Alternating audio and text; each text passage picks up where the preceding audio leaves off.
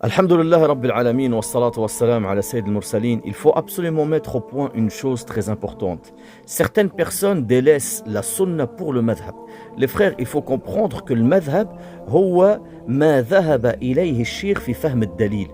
المذهب المالكي ما ذهب إليه مالك في فهم الدليل. المذهب الحنبلي ما ذهب إليه أحمد في فهم الدليل. C'est ça, le madhab, ça vient du mot al-dhahab, le fait de partir vers quelque chose. Alhamdulillah as-samad, as-salatu was-salamu ala Muhammad. Aujourd'hui, on va répondre à cette vidéo qui commence déjà par une erreur de terminologie. Le madhab, ce n'est pas ma dhahaba ilayhi al-shaykh min fahmi al-dalil. Ou plutôt, ce n'est pas que cela.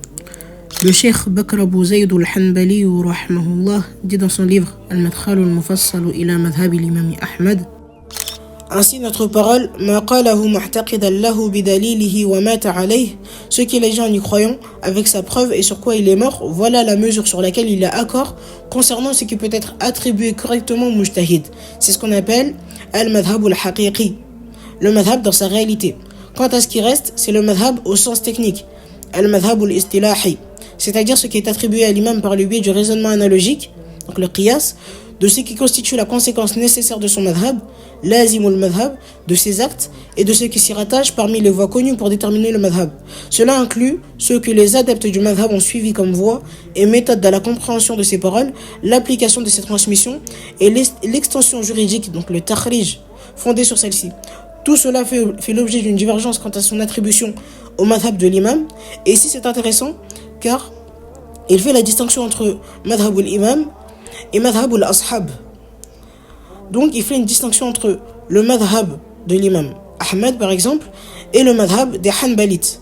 C'est deux notions différentes dont il y a une divergence pour l'un et non pas pour l'autre. Il continue rahimahullah ta'ala en disant: les adeptes du madhhab, donc al-ashab, ont cependant défini des repères pour ces deux catégories. Ils leur ont établi des fondements et tracé des voies méthodologiques à partir desquelles s'est développé leur effort d'interprétation, donc leur ijtihadat. Dans le choix et l'ikhtiyar, la prépondérance, at-tarjih, la vérification, at-tahqiq, et la révision critique, at-tanqih, en vue de déterminer l'avis adopté, donc al-muhtamad, dans le madhhab, puis de procéder au takhrij, l'extraction juridique, entrepris par les vérificateurs du madhhab, al-muhaqqiqun. Ainsi, la manière par laquelle le muhtamad, le madhhab adopté, l'avis retenu et connu se ramène à deux voies principales. Première voie, connaître et déterminer le madhhab à partir des ouvrages de l'imam lui-même et des recueils contenant les narrations rapportées de lui. Et deuxième voie, connaître le madhhab à partir de la méthode des disciples, donc des ashab, telle qu'elle apparaît dans leurs ouvrages reconnus comme faisant autorité au sein du madhhab.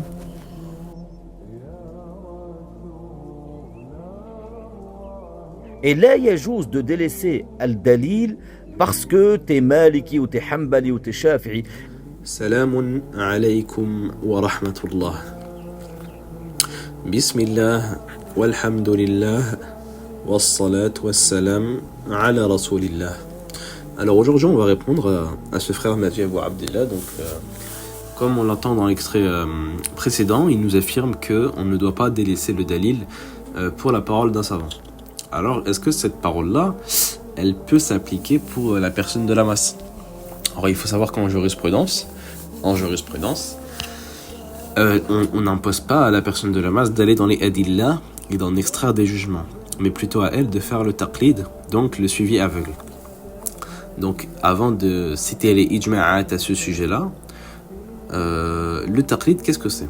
Donc, on a dans Mukhtasar Tahrir d'Ibn al-Najjar, il dit quoi? Il dit que selon l'usage terminologique, le taqlid c'est le fait d'adopter l'avis d'un autre sans connaître sa preuve. Ensuite, Ibn Badran, dans son Medkhal, il dit qu'il est interdit de pratiquer le taqlid, donc l'imitation sans preuve, dans la connaissance d'Allah Ta'ala, de l'unicité at-tawhid, du message, donc de la prophétie. Et ça, c'est selon l'imam Ahmed et ses compagnons. Et c'est là la vérité. Il est également interdit dans les piliers de l'islam, les 5 fondements, et dans tout ce qui leur est semblable, dans tout ce qui leur est semblable parmi les choses transmises de façon massivement reconnue. Donc mutawatir et notoire. Ce jugement a même été rapporté comme un consensus ijma' quant au taqlid, dans les branches de la jurisprudence al-furu', il est permis à l'unanimité pour celui qui n'a pas atteint le rang d'ijtihad, donc lui qui n'est pas mujtahid. Donc voilà. Donc maintenant on va passer au ijma'at. On a une parole d'Ibn Qudama dans Rawdat al-Nadir wa Jannat al-Munadir fi usul al-fiqh ala madhhab al-imam Ahmad. Il dit, quant au taqlid, donc le suivi aveugle, dans les questions de jurisprudence secondaire, il est autorisé à l'unanimité, ijma'an. Ainsi, la preuve en la matière repose sur le consensus, donc le ijma'. Il continue. Il dit, en effet, le mujtahid, celui qui pratique l'effort d'interprétation, dans les questions secondaires, est soit dans le vrai, soit dans l'erreur excusée, recevant malgré tout une récompense et n'étant pas blâmable, contrairement à ce que nous avons mentionné précédemment au sujet des fondements de la croyance. C'est pourquoi le taqlid est permis, donc dans la jurisprudence, et même obligatoire pour le musulman non spécialiste. Donc ça c'est la parole d'Ibn Qudama. Donc le musulman non spécialiste, c'est la personne de la masse. Cependant, certains qadariyya ont soutenu que les gens du commun étaient eux aussi tenus d'examiner les preuves et les arguments dans les questions de furu'.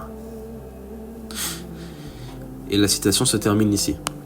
Ensuite, on a la parole de Safiuddin Abdul Mu'min al-Qati'i al-Hanbali dans Qawa'id al-Usul wa Ma'aqid al-Fusul. Et il dit que certains Qadariyya ont affirmé qu'il incombe également à la personne du commun d'examiner la preuve dans les questions de jurisprudence secondaire. Et il dit, mais cela est faux selon le consensus. Ba'atilun bil ijma'. Ensuite, on a le kitab Usul al-Fiqh d'Ibn Muflih al-Maqdisi. Il dit, de même il y a consensus, en effet les gens du commun imitent les savants sans mentionner de preuves à l'appui et nul ne leur a jamais reproché. Le Qadi Ahmad al-Kinani al-Hanbali dans Bularat al-Wusul ila ilm al-Usul dit, quant au taqlid, le suivi d'un avis dans les questions de branche juridiques, il est autorisé à l'unanimité. Ibn Hamdan dans Sifat al-Mufti wal-Mustafti, il dit, le taqlid consiste pour le questionnaire à adopter l'avis de celui qui l'imite sans disposer d'une preuve contraignante qu'il connaisse lui-même, comme cela a été mentionné précédemment. Et il est permis d'imiter ceux qui font partie du consensus. Ahl al-ijma', mieux encore, cela est obligatoire.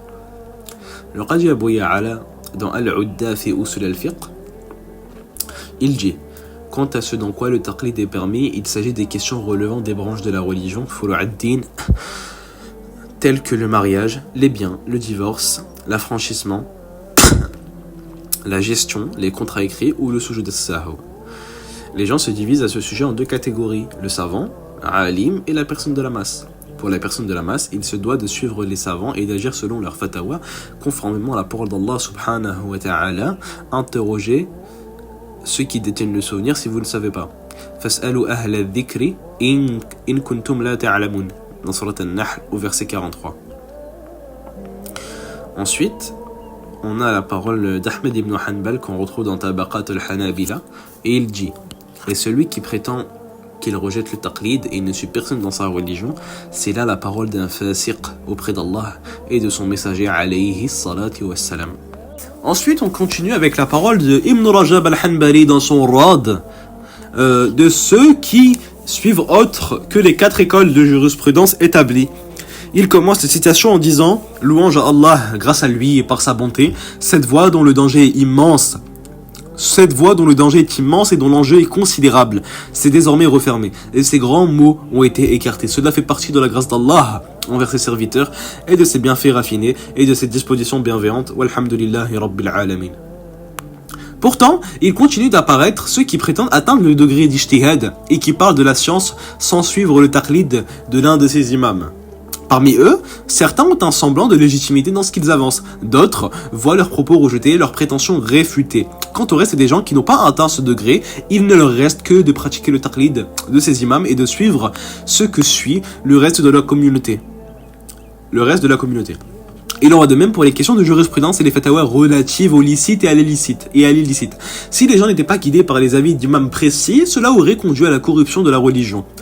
Et chaque ignorant prétentieux aurait cherché à s'imposer dans la voie des mujtahidin. Et aurait inventé un discours qu'ils auraient attribué à certains anciens savants. Or, il se peut que ces discours soit altérés et falsifiés, comme cela est arrivé souvent avec certains wahirites, ou bien qu'ils soient des erreurs de certains anciens, que la majorité des musulmans avaient jugé nécessaire de laisser de côté. Al-Ba'li dans Al-Dhukhr al-Harir, donc qui est le Sharh de Mukhtasar Tahrir, il dit, et le taqlid est obligatoire. Le taqlid est obligatoire selon la majorité pour celui qui n'est pas mujtahid dans tout ce qui n'entre pas dans la connaissance d'Allah Ta'ala, de l'unicité at-tawhid, de la risala, de la prophétie, des piliers de l'islam et de ce qui leur est semblable parmi les choses transmises de manière massivement reconnue, mutawatir et célèbre. At-Tufi qui dit, donc on va en finir sur, ma partie finira sur cette citation-là. Il dit, le taqlid est permis à l'unanimité dans les branches du droit, donc al-furu'. Et il y a une idiotie que certains frères ils font. Tu lui dis mais le prophète il a dit ça. Il te dit toi tu connais mieux que Malik ibn Anas, toi tu connais mieux que Ahmed.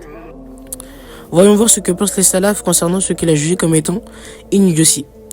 Ibn Abi Zayd al-Qirawani rahimahullah ta'ala rapporte dans son livre Kitab al-Jami' une parole de Sufyan ibn Uyayna dans laquelle il dit al-hadith mudallatun illa lil fuqaha.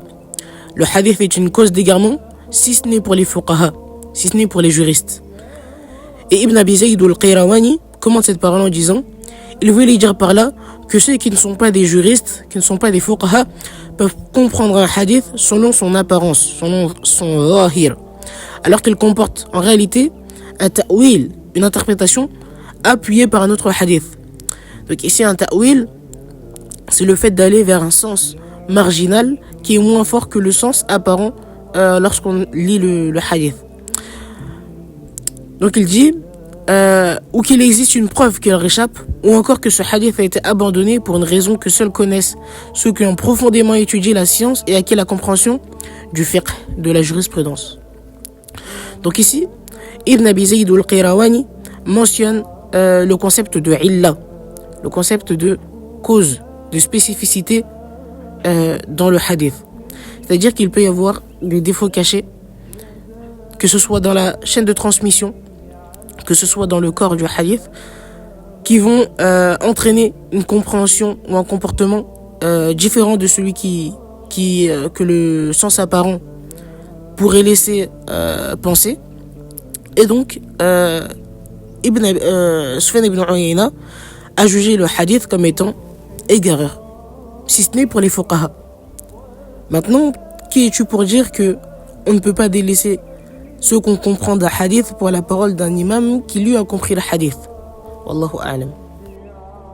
Malik ibn Anas, des gens de son équivalence l'ont contredit, comme Ahmed, comme Shafi'i, et comme Sufyan al-Thawri, comme Ibrahim, comme des ulama, ils l'ont contredit.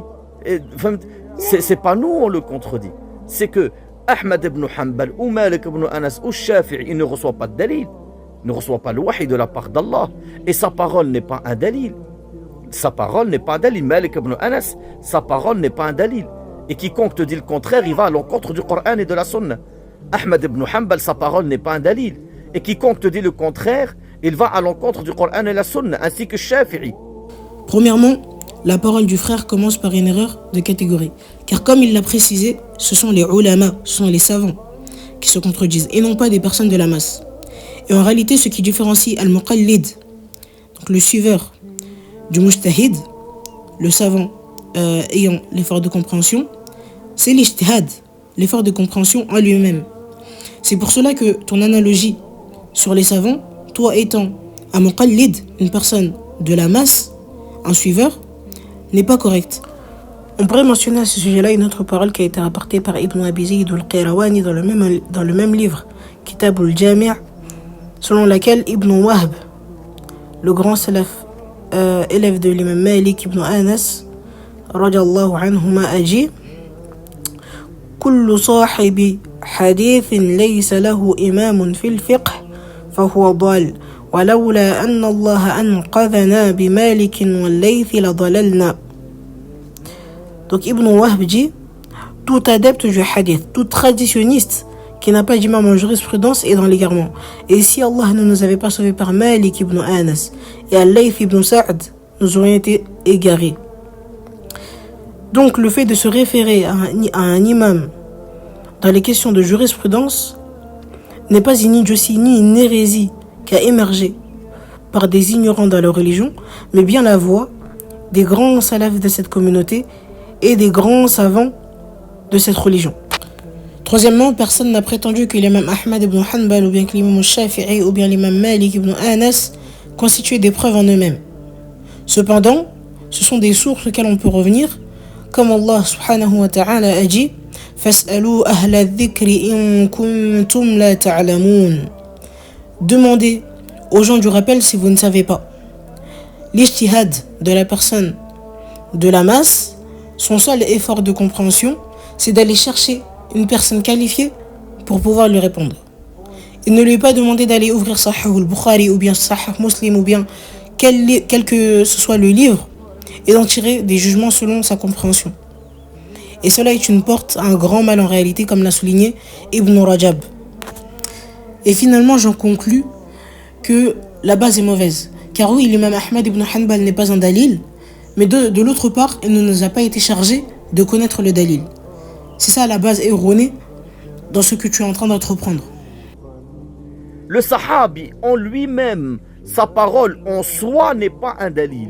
Le sahabi, sauf si sa parole elle était pendant l'époque du prophète Mohammed sallallahu alayhi wa sallam ou son acte, parce que si son acte ou sa parole était contraire au Coran et la Sunna, le prophète aurait reçu le wahi pour dire non, ta parole là, elle n'est pas bonne, etc.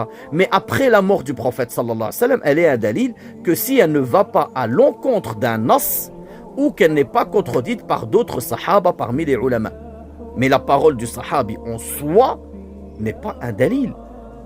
Donc là, il continue en disant que la parole d'un sahabi, donc d'un compagnon, n'est pas un dalil. Donc la parole d'un compagnon n'est pas une preuve. À condition, donc il va citer la condition pour que la parole d'un sahabi soit un dalil, il dit que ça ne contredise pas un texte explicite. Donc ça ne contredise pas un texte explicite. Donc ça, c'est sa condition à lui qu'il cite. Cependant, dans Bulghatul Wusul du Qadi al-Kinani al-Hanbali, il cite la condition qui est que la parole du compagnon, lorsqu'aucun opposant ne lui est connu, constitue une preuve. Donc le fait qu'il n'y ait aucun opposant qui ne lui est connu, qu'il n'y ait pas de divergence. Donc, elle est privilégiée par rapport au qiyas, lorsqu'aucun opposant ne lui est connu. Donc la parole d'un sahabi, quand elle est d'un dalil, elle est privilégiée par rapport au qiyas et elle permet de particulariser un texte général. Et lorsqu'il diverge, il n'est pas permis de prendre l'avis de l'un d'entre eux sans preuve. Donc ça, on le retrouve dans les livres d'Usul, encore une fois.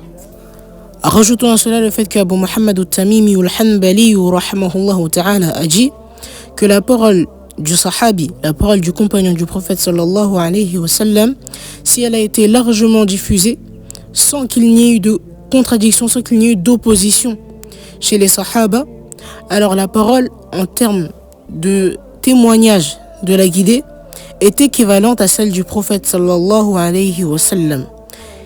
Y a-t-il un plus bel exemple que cela? Quiconque entend Qala Rasulullah sallallahu alayhi wa sallam, là il y a juste qu'il contredit ça avec la parole de qui que ce soit d'autre. D'ailleurs, parmi les conditions de Muhammad Rasulullah, que tu fais passer la parole du prophète sallallahu alayhi wa sallam avant la parole de qui que ce soit. Il est certes vrai que parmi les implications de Muhammad Rasulullah, donc Muhammad est le messager d'Allah, parmi les implications de cette parole, il y a le fait de prioriser la parole de Muhammad alayhi salatu wassalam à la parole de quiconque. Cependant, que signifie le fait de prioriser? Comme le rapporte Ibn Qa'id al-Najdi al-Hanbali rahimahullah dans son livre Najat al-Khalaf fi i'tiqad as-salaf, tout ce qui est rapporté dans le livre et la sunna, il incombe à tout croyant d'y croire, même s'il n'en comprend pas le sens, de même que tout ce qui est établi par l'unanimité des plus prédécesseurs de la communauté. Donc, le fait de prioriser la parole du prophète alayhi salatu wassalam à la parole de quiconque, c'est le fait de lui donner raison, même si on ne comprend pas ce qu'il a voulu dire.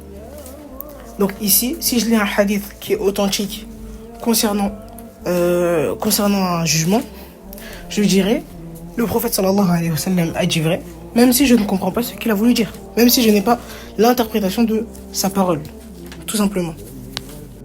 Allah lui-même dans le Coran il te dit wa in tanaza'tum fi shay farudduhu ila Allah wa rasulih in kuntum tu'minuna billahi wal yawmil akhir dhalika khayr wa ahsanu ta'wila.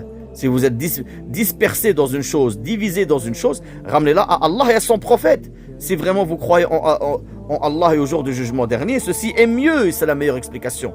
Il t'a pas dit ramène-la à Allah et à Malik ibn Anas ou à Shafi'i ou à Ahmed. Donc là, il cite justement le verset de Surat An-Nisa au verset 59 où Allah dit « Puis, si vous vous disputez en quoi que ce soit, renvoyez-le à Allah et au messager. » Donc là, il faut savoir que... Donc là, on va utiliser le tafsir de Mujahid, donc le tafsir de Mujahid. Alors, Mujahid dit que cela concerne les savants. Aslan, c'est aux ulama. D'accord? C'est aux ulama. Donc là, on va citer le tafsir de Mujahid au sujet justement de la parole d'Allah subhanahu wa ta'ala dans Surat An-Nisa verset 59. Puis si vous vous disputez en quoi que ce soit, renvoyez-le à Allah et au messager. Donc Mujahid a dit, lorsque les savants divergent, il le renvoie à Allah et au messager, c'est-à-dire au livre d'Allah et à la sunna de son messager. Puis Mujahid appuya son propos par ce verset, et si lorsqu'ils auraient entendu, ils l'avaient rapporté au messager, et à ceux d'entre eux qui détiennent le commandement, ceux d'entre eux qui en tirent les conclusions l'auraient certes su. Donc dans Surat An-Nisa, au verset 83. Donc, selon Mujahid dans son tafsir, cela concerne les ulama et justement pas les gens de la masse. Alhamdulillah. Wallahu ta'ala a'lam. Bi'idhnillah, la vidéo touche à sa fin. On finira avec cette parole d'Ibn Battah al-Ukbari dans Al-Iban al-Kubra où il dit: quant aux gens de l'innovation, ô mon frère, qu'Allah te fasse miséricorde. Donc là je cite la parole. Ils tiennent au sujet d'Allah des propos dont ils n'ont aucune connaissance. Ils blâment ce qu'ils commettent eux-mêmes, renient ce qu'ils savent, voient la paille dans les yeux des autres alors que leurs propres yeux clignent devant les poutres. Ils mettent en accusation les gens de justice et de fiabilité dans la transmission, mais ne soupçonnent jamais leurs propres opinions ni leurs passions. Même de manière probabiliste, ils sont les gens les plus enclins à la divergence, les plus opposés et les plus contradictoires. Pas deux de leurs chefs ne s'accordent sur une parole, et pas deux de leurs imams ne s'unissent sur un même madhab. Wallahu ta'ala a'lam. Certaines personnes dont on connaît aujourd'hui possèdent quelques de ces caractéristiques-là. On ne va pas mentionner les noms. Wassalamun alaykum wa rahmatullah.